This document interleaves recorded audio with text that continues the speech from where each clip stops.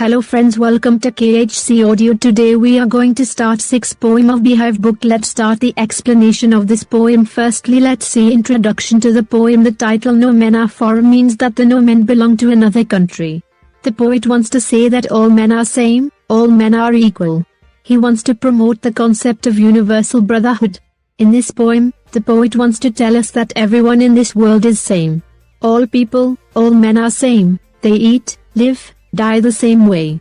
Everyone gets the bounties of nature like sunshine, land etc. in equal measure. We can also say that it is a peace poem. In the first line the poet says that no men are strange, and no country is foreign.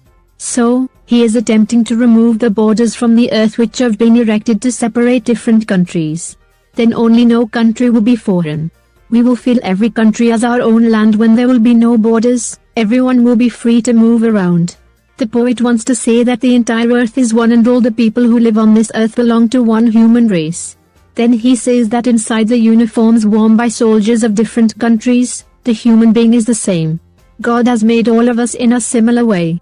All breathe in the same way. Then he says that all the soldiers are our brothers, we all walk upon the same Mother Earth and upon our death, shall lie in the grave in the same earth. They refers to those people who belong to other countries. We call them foreigners and discriminate them and fight with them also. The poet says that nature has given all the bounties to all people also just like he has given to us. Everyone gets sunlight, air and water in equal measure, which means that God does not differentiate between people from different countries. We all do farming during the time of peace, when there is no war. We live a relaxed life and eat the things given to us by nature. Further, he adds that the way we starve during wars and winter time is the same for those belonging to other countries. Even they don't get food at that time. So, he wants to say that foreigners who belong to another country and we, both are same. And then the poet says that even their hands are same as ours, they work very hard just like we do. He is giving all these examples to convey to the reader that there is no difference in us and the people belonging to another country.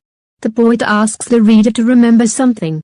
He says that we should keep in mind that the people of another country, whom we think to be our enemies, have been bestowed by God with similar appearance like us.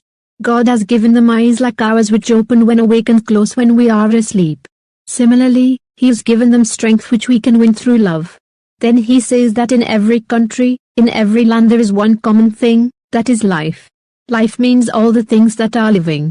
And if we can recognize them and if we can understand their feelings and realize that they are like us, then there will be no fights or wars between us. We should keep in mind that whenever we pick weapons against any person, we make the earth dirty because weapons kill people and their bodies which fall on the earth make it dirty. Whenever war happens, it leads to a lot of bloodshed, fire and death. These dead bodies accumulate on the earth and it make it impure. The fire of war which erupts, the smoke which comes out, the dust which fills the air, it is so dirty that it pollutes and outrages the purity of the air. With all these things the poet wants to give us a message that we should not indulge in war. Finally, he ends the poem by writing the first line in reverse and saying that remember, no men are foreign, and no country strange. After that let us start the summary of this poem. Let's start the summary. The poem No Men Are Foreign begins and ends with the same line, remember no men are strange, no countries foreign, as the poet wants to emphasize on the fact that all the people living on this earth are the same and that we have created distinctions by erecting borders and fences, different languages, etc. While we are alive, we walk on the same earth and upon our death, we will lie in our graves in the same earth. He draws another similarity that we all enjoy good food during peace and starve during war and in winter time. We all have similar hands which we use to do a lot of hard work. All of us have eyes which remain open when we are awake and close when we are asleep. He reminds the reader that whenever we hate someone, we cheat and hate ourselves. Also, when we pick up weapons against someone, we pollute the earth and make it impure with the huge mounds of dead bodies strewn on it.